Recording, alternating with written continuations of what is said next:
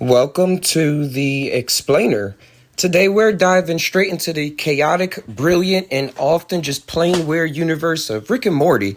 We're going to use the show's own script to unpack one of his deepest philosophical questions. The show is just constantly handling us with the idea of infinity. We got infinite worlds, infinite possibilities, infinite Ricks, infinite Mortys, infinite versions of ourselves, which of course leads to the biggest, most fundamental question of all. In a universe like that, what makes a single life actually matter? So, to get to the bottom of that, let's start small. Let's look at one single complete life. Okay, so our journey starts in a very familiar place for Rick and Morty fans, an intergalactic arcade. And we're looking at a game called Roy, a life well lived. So Morty straps in and plays, and in a few minutes he lives this entirely new life.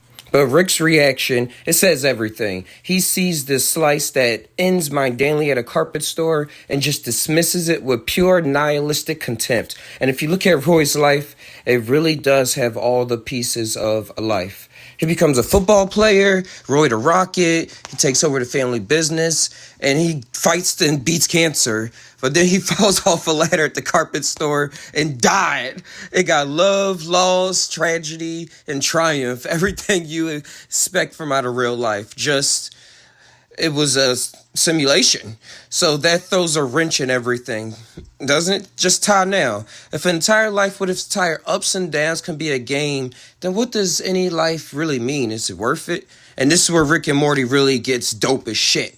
It takes the problem of one semi-life and blows it up to a whole huge thing. Section 2, the problem of copies, or who's the real you. This is something the show is absolutely obsessed with, the idea of duplication. The anxiety about what it means to actually be an individual. All right, let's talk about the Jerry board. It's actually a cross-dimensional daycare where Ricks just drop off Dave at the airport.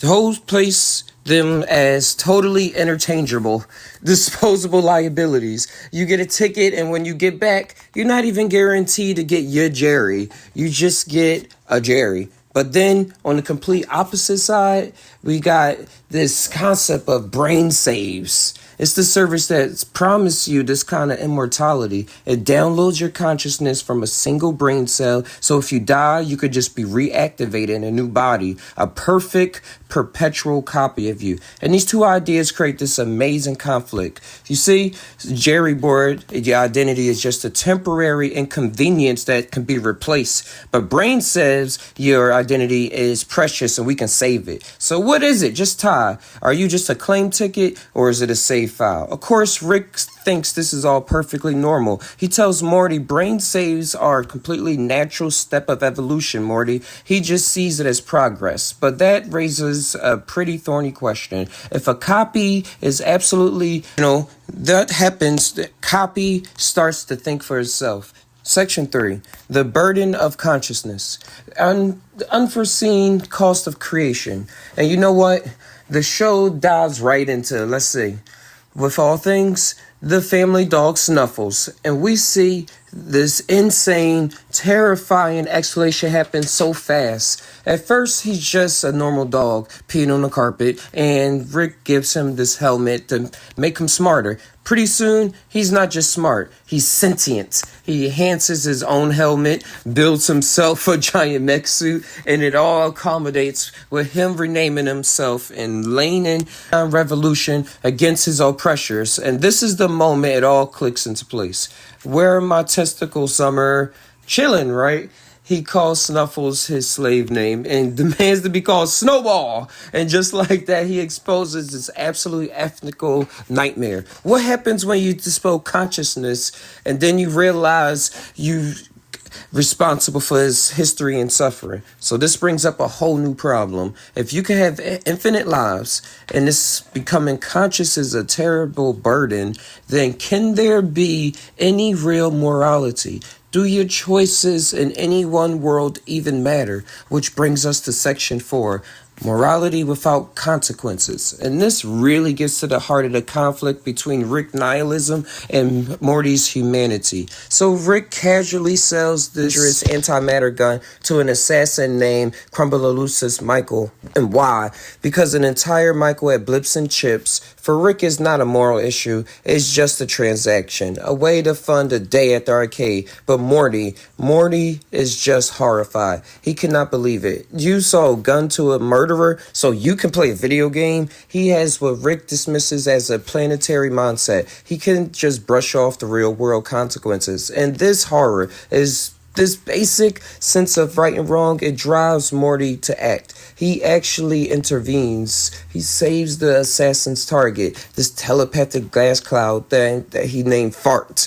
But check this out, just time now. Morty's good intentions lead to this absolute horrible discovery. Fart reveals that his species sees all carbon-based life as a threat. And to us, you're what you would call a disease. And wherever we discover you, we cure it. And by cure it, we mean kill you. So Morty is faced with this moral and possible choice. He has to kill the very being that he just saved. It's this tragic, gut-wrenching moment that shows how agonizing it can be to try to be a good person in a universe that seems completely indifferent to morality. So what happens? Take these problems and scale them up to an entire civilization.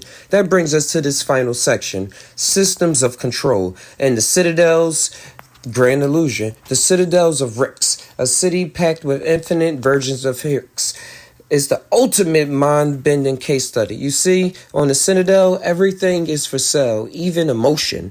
Their most popular snack food is a wafer called the Simple Ricks. And the ad tells, come home to the impossible flavors of your own emotional completion. And what is that flavor? It's literal the synthesized flavors of a Rick who is kept in a catatonic state, forced to relive the happy memories of his daughter over and over just so they can harvest it. It's a society that allegedly builds on the ultimate freedom of Ricks, but in reality, it means turning a meaningful experience into a product and exploiting those for the other Ricks. And Morty's just completely broken and is just begging for somebody to come along and manipulate it. And that's exactly what happens. A new power rises. A new elected Morty comes, as we know, is really the evil Morty. Remember that shit? He stepped up. He says, speeches are for campaigning. Now is the time for action. And then he seizes absolute control. He established even more ruthless role than the Ricks. And this shows like how awesome the writers are, answering the question, asking us to push past the cartoon and look at the world around us. In the world of infinite copies and fabricated meaning, in a world where emotion itself can be a product, it forces us to ask, what is the grand illusion that we're living in? Just now. Just think about it.